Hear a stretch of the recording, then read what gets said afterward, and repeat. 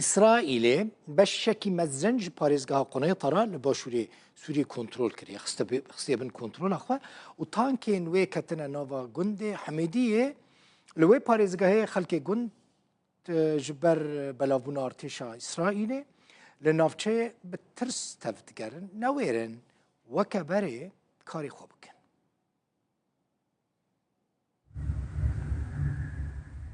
تانکن إسرائيلين لجندي حميدية يبارزجها قنيطرة لباشورة سوريا خلق جند جبر بلافبونا ارتيشا إسرائيلين النافشية بترس تفدقرن نويرن وقبري كاري خبكن. في عندنا الاحتلال الإسرائيلي عم يفوتوا على پشتی کتنا بشار اسد اسرائیل داگیرکر در باسی پارزگاه قنیطره بو نها ترسک مزن لبا خلکی چه بویا شوان نما دکارن پاز خو بچرینن خلک جنافچه سینوری در کتنا ام بهیوینا اف پرزگریک چاره سر ببا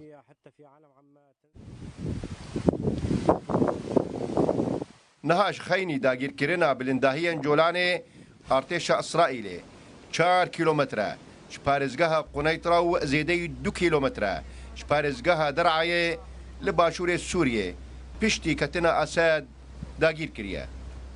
هلا من فترة جدا قريبة طلعوا من مبنى بری دمکیج آواهیا پارێزگەها قۆنایتڕایە دەرکەتن و دەست بە ئاواکردنا بنکەیەکە سەربازی لە دەردۆرا گوندێ حمێدیە کرن. زارۆکێنمە نەوێرن بچن دبستانێ یان لە دەرڤەی مالێ بلیزن. زارۆک ji ئارتێشا ئیسرائیلê دەترسن. هەروەها خودێنەکە ترسا ئەگەرا عێریشێ بۆ سەر خەلکێ گونجی هەیە. پشتی کتنا رژیما بریا سوریه ده 8 کانونا 2024 ده ارتشا اسرائیل در باسی نافچه سینوری یا جچکان پاکش کری بو کولگور کفتنا سال 1974 به پشتوانی نتوین یک بویی دنا برا سوریه و اسرائیل ده هاتبو امضا کرن. ده همان دمیده وزیر بنوانی اسرائیل کاتس راگهاند او جنافچه به چکو چای شیخ و نکشنو لبندینه حتی هیزک فرمی پیک بی داکو بکاره به ریکفتنا پشتی شر جوتمها 1973 جیب که لولو خان روداو